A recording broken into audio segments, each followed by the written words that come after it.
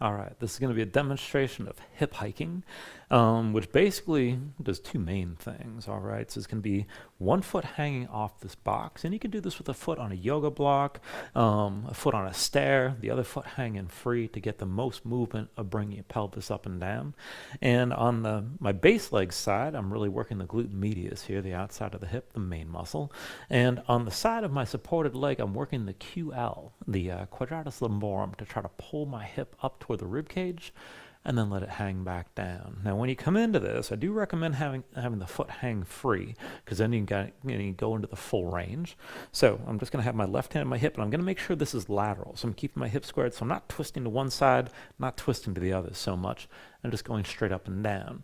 So when I pull my hip up, I'm going to contract on this side as tight as I can to bring my rib cage to my pelvis, and then let this hang down to stretch all that out. And I'm going to feel this in the outer hip. So I'm just going to pull it up for 1, and then come down, up for 2, and then down, up for 3, all the way down, up for 4, and then down, up for 5, and then down, up for 6, and then down, up for 7, and down, up for 8, and down, up for 9, and down, up for 10, and down. And then I just turn around and do it on the other side.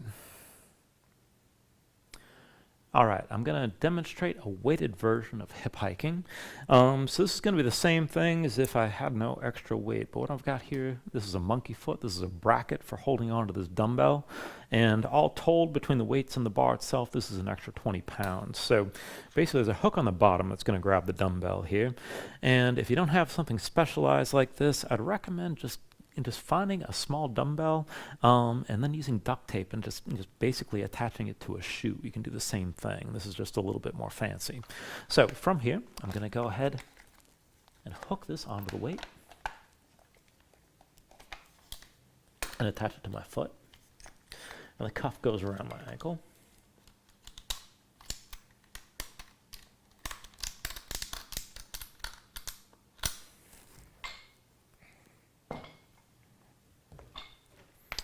All right, and then from here, I've got my hand on the wall, so I don't have to worry about balancing.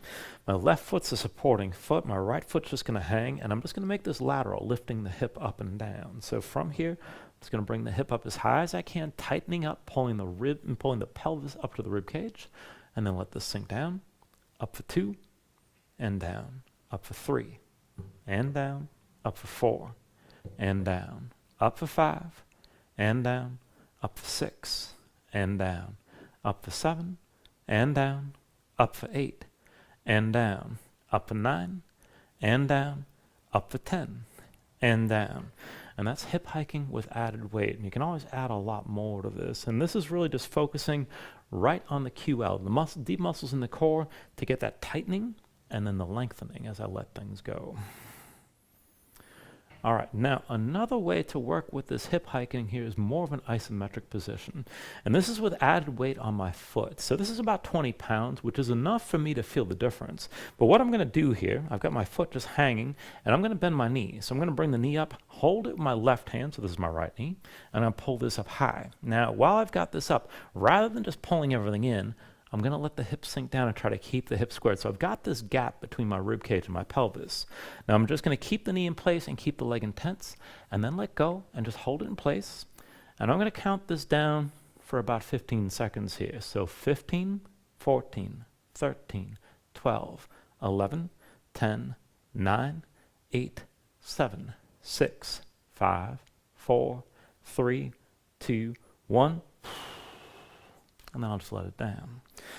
And what this does is basically you're holding tension basically with some of the muscles in your deep core a little bit lengthened, so that the hip has to hang down a little bit, but you're still tightening up the hip flexion. It's a much different way of engaging things, helping some of the muscles to loosen up while you're still strengthening your hip flexors. So yeah, that's adding a little bit of weight here.